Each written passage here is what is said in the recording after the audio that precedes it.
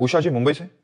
राधे राधे महाराज जी। महाराज जी, अपने किसी प्रिय को खो देने के बाद हृदय में उमड़ती हुई दुख और शोक और ग्लानि, शंका, तड़पन को कैसे शांत किया जा सकता है? ज्ञान के द्वारा। अज्ञान में मोह से ग्रसित होकर के सारा संसार दुखी हो रहा है। जब तक ज्ञान नहीं होगा तब तक रोना नहीं होगा। कौन हमारा है? सब में भगवान विराजमान है।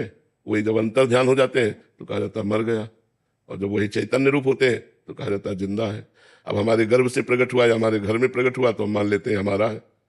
वो चैतन्य घन परमात्मा अपने कर्मों का भोग भोगने आता है और फिर चला जाता है। उसका किसी से संबंध नहीं रखता। हम अपनी तरफ से संबंध मानकर रोने लगते हैं। पांच तत्वों में विलीन हो गए और आत्मा कर्मों को लेकर नए जन्म में चला गया। हम यहाँ बैठे रो रहे हैं उसके लिए, मोह के कारण। जब तक मोह नाश नहीं होगा तब तक ये रोना धोना बंद नहीं होगा। इसका नाम मृत्यु लोक है। यहाँ सब मरेंगे, चाहे जो कोई हो, चाहे दुरात्मा हो, चाहे महात्मा अच्छा हो, चाहे बुरा, सबको यहाँ शरीर छोड़कर जाना पड़ेगा। फिर रोना क्यों? किस लिए रोना? जिसकी जितनी आयु है उतना रहेगा, इसके बाद चला जाएगा। जो पहले से तैयार न थे पछता पछता कर चले गए। हम तुम सबको जाना है, जाने की तैयारी कर लो, नाम जप करो, भगवान के आश्रित रहो, भगवान के लीला चरित्रों को सुनो, तो ये मोह नष्ट हो जाएगा। मोह नष्ट होते ही आनंद की अनुभूति होगी, रोना धोना थोड़ी होगा।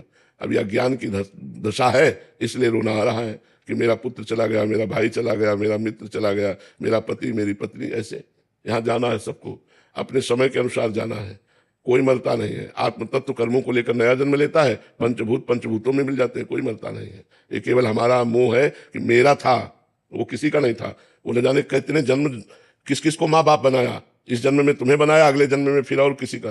तो ये सब मायाकृत है, इसलिए रोइए मत, नाम जप कीजिए और उस जीवात्मा को भी शांति मिले। नाम जप करके उसको दीजिए और स्वयं भजन कीजिए, आनंदित रहिए। मोह मत कीजिए, नहीं तो मोह तो बहुत ही दुखदायक है। मनोज साहू जी।